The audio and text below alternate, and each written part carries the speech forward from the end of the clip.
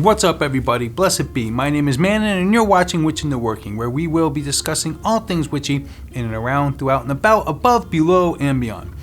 Please visit me on my other platforms as well, including Facebook and Instagram and Patreon, all linked down in the description below. The full script to this video and most others is available on my Patreon account for download if desired, which is very useful for those of you who don't want to keep stopping to take notes or whatever, or just wondering what the hell I even said at any given point. Also, I now have some Witch in the Working merchandise available. T-shirts, hats, mugs, and a lot more. Please see my store linked also in the description below. And run over and check it out. So we share this wacky and wonderful planet with thousands, hell billions of other critters and things that go bump in the night. From beasts that rumble across the plains and slither through the swamps and bogs, to creatures that live where no man can ever dwell, and those that live right alongside of us, assisting in many of man's daily endeavors. I would love to say that we share in a symbiotic relationship with these creatures, but unfortunately, man has abused this coexistence and sometimes on devastating levels. We as witches and Wiccans both at least share a common respect and courtesy towards our animal friends. These animals have a natural rhythm and energy all to their own for those of us who respect and share our energy with our brothers and sisters of the world, whether they crawl on the ground or soar through the great skies above. There's a medicine and an archetypal energy that these animals can share with us to help us through our mundane lives and magical lives both. In this episode, we'll be talking all about spirit animals and animal totems. So let's get into it and roll the intro.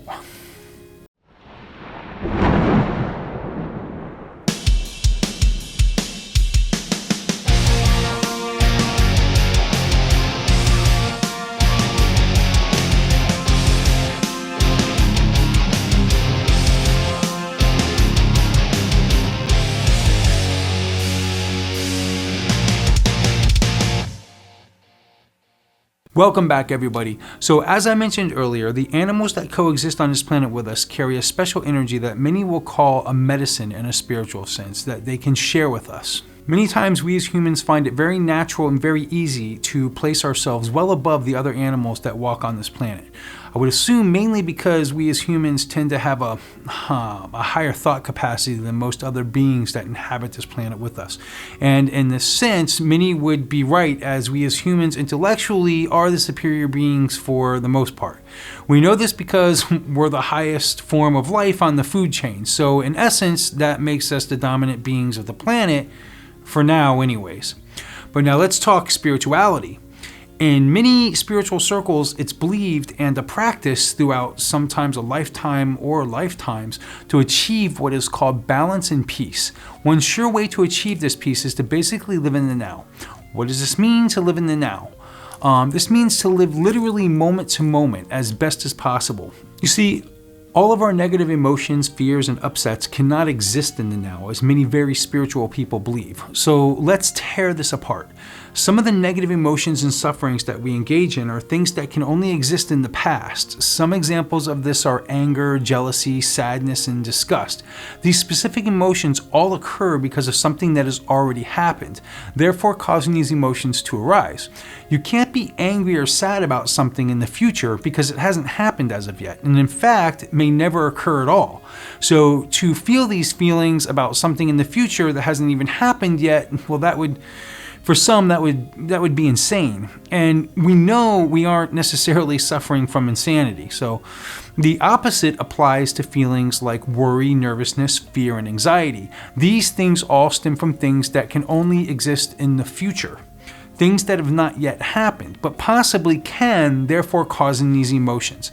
But again, they haven't happened, and believe it or not, most of the time we really worry about something. It almost never is as bad as you made it out to be in your head. Now, these emotions that are created and dwelled on from either the past or the future, they find it to be really hard to exist if a person is focused in the present moment. This isn't to say that we should never experience these emotions, as it's okay to experience these emotions from time to time, as it's a balance and a part of an animal's build in nature. So it's okay to feel anger, sadness, jealousy, and fear from time to time. What is not okay is to suffer from these same emotions, and way too many of us do that these days. To feel these feelings in fleeting occasions is completely healthy.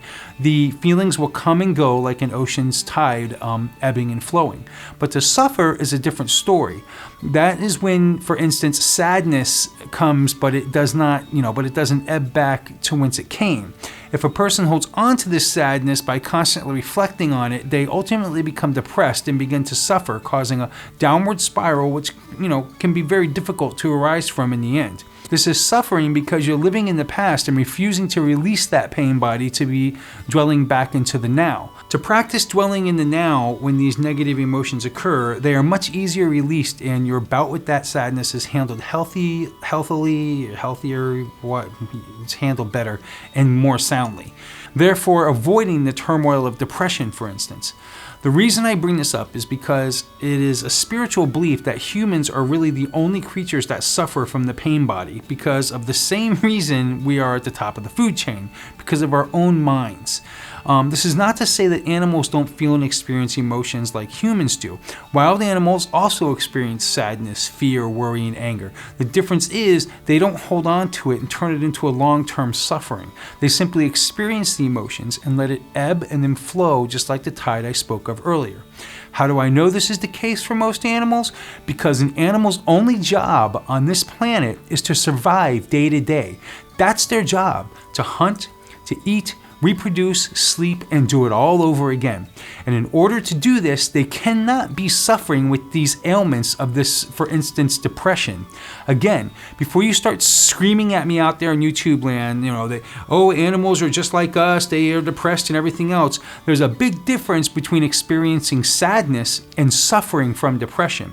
And if a wild animal suffers from depression, it will not be able to function enough to survive, unlike humans. Humans of today have the time to get depressed and anxieties because we have a society to help us through it. But even the most depressed and frantic of people end up being hospitalized for their conditions, where they can get the help they need through medications and professional diagnosis. In the animal world, this doesn't exist. Your fellow raccoons don't admit you into a hospital. No, if you don't keep existing and pulling your part, you'll weaken and die. So going back full circle to me even bringing the living in the now up, it's because, as I mentioned earlier, humans may be intellectually dominant, but in utilizing the beliefs and concepts I just discussed, many animals that we coexist with may in fact be more spiritually evolved than us monkey-minded humans. No offense to the monkeys out there, by the way. This could be an entire video on its own, and I really hope you guys understand what I'm trying to say.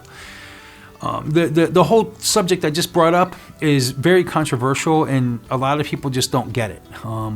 They don't understand that our minds work different than animals, and a lot of people want to believe that animals have the same mind frame we do.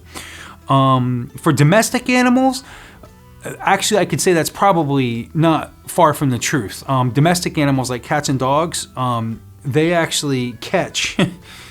The bottom line is these depressions and everything are actually contagious. So domestic animals, yeah, that's why you can have dogs and stuff that get emotionally, or cats that get emotionally, screwed up, and they start ripping their fur out and stuff like that. Wild animals, though, on the sense of animals, which are a big difference between domestic animals and wild animals. Wild animals, and I stick to it, in order to survive, they don't really suffer from the same things we do, okay? But regardless, let's move on to more pertinent discussion. So what is a spirit animal? A spirit animal is a practice that we can do that calls on the specific energy of one or more of our fellow beasts that inhabit this planet with us, and channel their energy to help assist us in our mundane, spiritual, and magical lives. By discovering your spirit animal, studying it, and then learning to merge with it, you'll be able to call its energies forth whenever you need it. You'll be able to connect with specific archetypal forces and patterns through the animal and understand the patterns of your own life more effectively. When you honor the animal spirit, you honor the essence that lies behind it, be it an actual force or a specific spirit being who uses the image and form of the animal to communicate with you. There are some basics to animal totems or spirit animals. 1. Every animal has a powerful spirit. 2. The spirit may be its own or that of a being who uses the animal image to communicate messages of the world to humans. 3. Every animal has its own talents. 4. Lifelong power animals are usually wild, not domestic animals. 5. The animal chooses the person, not the other way around. 6. You must develop a relationship with your spirit animal. 7. You must honor your spirit animal for its medicine and energy to be effective in your life. Some of the ways of honoring your spirit animal is to hang a picture of them, draw pictures of them, read and learn as much about them as you can, gather figurines and little statues of your spirit animal, and lastly, dancing to honor your spirit animal, which the dance would specifically mimic some of the animal's natural movements, so to speak. Number 8. You're not limited to just one spirit animal. Number 9, you're likely to have different spirits for different parts of your life, which I will explain shortly. And 10, more than one person can have the same spirit animal. The spirit animal will express a unique lesson and manifestation to each person differently, as per what particular energies and lessons a person needs in their own individual life. In other words, if Mike and Joanne both have a wolf as a spirit animal, you can rest assured that Mike's getting a completely different lesson and experience than Joanne is. So as I just mentioned earlier in the basic understanding number 9, there are a few types of spirit animals or animal totems that exist that we can work with. For starters, there's your lifelong spirit animal. This spirit works with you through your entire life or until such a time that you no longer need that animal totem. It's always there when you need its powers, always reminding you of your power and connectivity. You may have only one or a few life totems. They may become your life totem at any time, but the primary life totem will be our focus at this time. The messages that your life spirit animal or life totem brings are hard reminders from Mother. Your life spirit is always there for you and generally reflects your inner spiritual nature. Many call your lifelong animal totem your spirit totem. For example, if your life totem was a penguin, then you would be a person who should be very spiritual, since the penguin moves better in water, which is the symbol of the astral plane, which is where we go when we dream, than it does on land. Being able to leap out of the water represents the ability of the out-of-body experience. It is also important to understand which type of penguin is your spirit animal, since some have additional characteristics that are important to consider. Like most penguins live in tropical conditions, not Arctic ones. A journey animal totem reflects a period of time, not just a day, but weeks, months, or maybe years. The time it takes you to walk the path that the animal spirit is reminding you or guiding you on. During this journey, you'll find that this animal is always showing up in your life, or that several animals' spirits will appear in your life, all to guide you on that path. When you find 1, 2, or 3 animals all of a sudden making an appearance and their nature has all the same basis, then you've found the basis of your path. The difference between the journey animal and the message animal totem is a period of time. A message animal spirit will bring itself to you quickly and impartially, where a journey animal spirit will slip in and out of your life over the course of a period. Looking into the cycle of the animal also can give you insight on the length of the journey. A message animal spirit usually is bringing you a self-growth, a spiritual message, or a cautionary warning. It's often a wake-up call or slap in the face. It'll usually be a very unusual experience, making it very powerful at that time and very impartial. A message totem is a brief period of time, a day, a week, and occasionally as much as a couple of months, but can be immediate to just a few hours even. Sometimes a message totem is not bringing you a message, but causing a delay in your life. This delay, such as when you are trying to leave to go somewhere, is often an assistance for you to be sure you're in a place at a certain time so that you can avoid an accident or can catch a phone call or meet someone you're supposed to run into. A shadow spirit animal or animal totem are those totems that test us.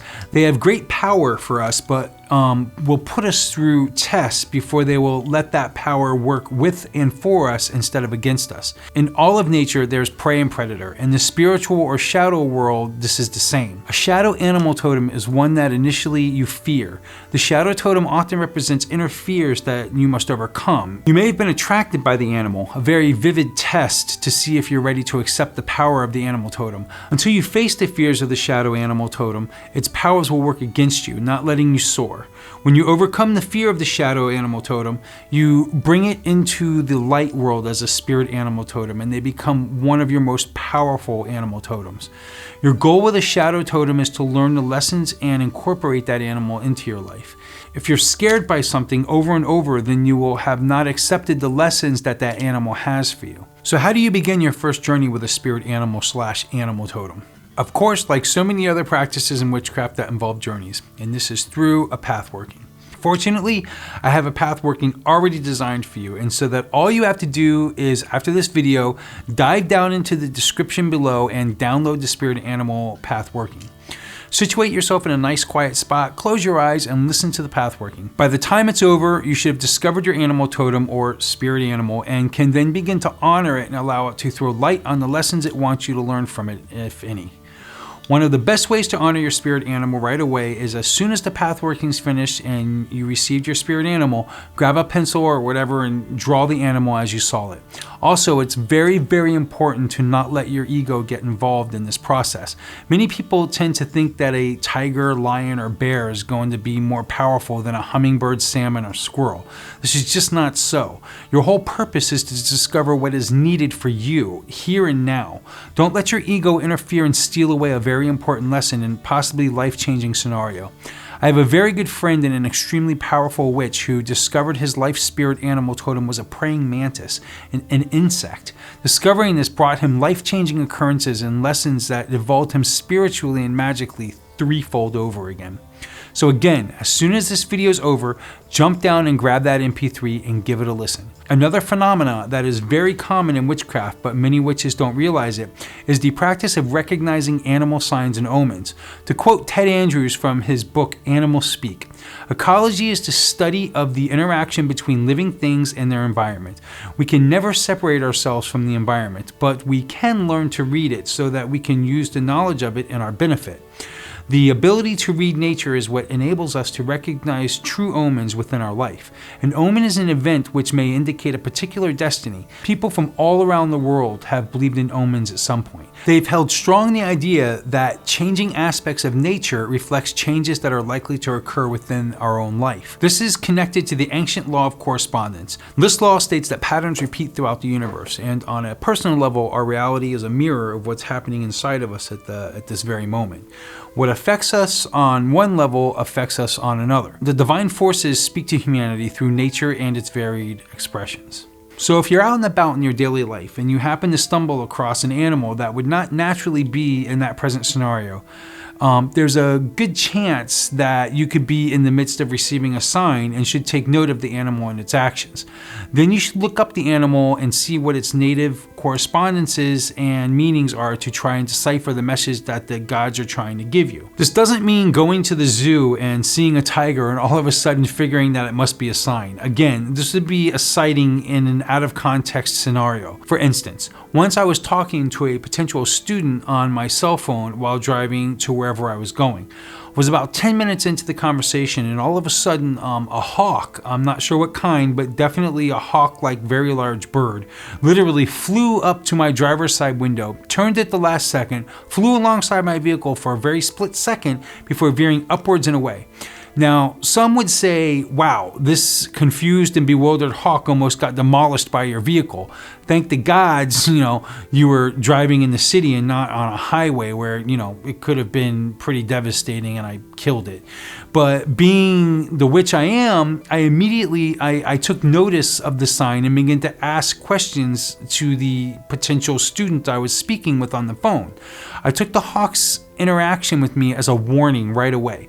As it turns out, after speaking with this person a little further, I began to realize that this person was not going to make a good fit for my coven. In fact, this person went on to join 3 other localized covens, causing all kinds of mischief and troll-like behavior, ultimately being sent packing from the local community as a whole and told never to try and contact a group around here again, as you've basically, been blacklisted. Thankfully, Mr. Hawk kept me from having to partake in any of this drama that occurred. Another situation I encountered was one late evening leaving my house, and upon walking through my front foyer area, a raccoon went scrambling down, through the bushes and down the driveway and into the darkness across the street. Again, in my area, in my neighborhood, we encounter plenty of possums all the time, but never ever a raccoon. That just never happens. And on top of this, I never saw it again to this day. To me, this was a sign. To me, I automatically associated this with a bandit because of the whole raccoons being masked bandits, etc. Well, a few days later, an old friend of mine stopped by that I had known from years ago. He was asking me strange questions about if I had anything I could give him so he could make a quick sale at a pawn shop, as he was in hard times and he needed some money, etc., etc. As uncomfortable as the situation was, I immediately recognized that my once old friend was had a major drug problem, and I basically, very friendly sent him on his way for the most part. Well, unfortunately, he made a return a few hours later and he stole a trolling motor off the front of a boat that I had in the driveway at the time. My neighbor caught him taking it off, but it was too late. He jumped in his car and took off with the motor, and he hauled ass. Needless to say, I've never spoken to him again. Point being, this raccoon was a sign that I needed to be aware of this occurrence about to happen. One more story. Back when the Game of Thrones was still a big thing, I used to watch the episodes with a few friends of mine religiously. I mean, they'd come over every time. They were an amazing couple that I've known for over 10 years at the time. Well, they went to leave one evening and the woman stepped outside and into my front foyer and screamed. Her husband and I ran outside to see what the hell was going on, and there was like a 7-foot boa constrictor that was quite tame, and obviously had at one time belonged to someone, but somehow got out and was crawling around looking for food. Well, after everyone calmed down and my friend put the snake in a pillowcase, I mentioned, hey, just so you know, encountering a snake like this represents fertility and life renewed. Yeah, she blew it off with a shrug, mentioned that fertility and having a baby was really never in her and her husband's cards. 3 months later, guess who was pregnant with their first child, which was thought impossible until then. By the way, they took the snake the next day to our local wildlife center and dropped it off where they would, where the wildlife center took good care of it. So again, keep in mind that there is a fine line between encountering a real occurrence of a sign or omen and just running into a common everyday occurrence. I don't want you to walk outside, see a bird in a tree or a cow in a field, and all of a sudden think this must be a message and drive yourself crazy with looking up the symbolism for the 50 sightings you had that day that you encountered. This is not how it works, people. It will be a unique encounter like I demonstrated in the 3 stories I just told you. So I totally recommend this book, Animal Speak by Ted Andrews, as a text to help you along moving forward with your animal totem / spirit journey should you decide to listen to the path working I've linked down below and begin this epic path working. I completely recommend that you bring an animal spirit into your life for a bit and see what it has to share with you. Again, download that Pathworking, you're gonna love it. As far as looking up what your spirit animal means, grab the book I just showed you, Animal Speak by Ted Andrews, and or simply look it up on our good buddy, the internet. There are literally hundreds of websites that cover this topic and go over the most common archetypal meanings of hundreds of animals, from mammals to reptiles to birds, fish to even insects. I've linked some of my favorites in the description below. Well, that's going to wrap it up for this episode of Witch Into Working. Download that Pathworking below and please do it. How did it feel? What emotions or sensations did it arouse in you? Is it an animal that interested you in the past? And again, try your best to leave your ego out of the picture and let this animal come to you naturally during the pathworking. Please give me a thumbs up if you like this video and hit that subscribe button. and ring that little bell to be reminded of future episodes to come. Please visit my Patreon page to download the script to this video and most of the others. And please visit my online shop for official Witch in the Working merchandise, which there are links to all of this down in the description below. I love you guys and gals, blessed be, and don't forget the next time you're feeling down and life gets tough, buckle down and roll the intro. Love you guys, blessed be.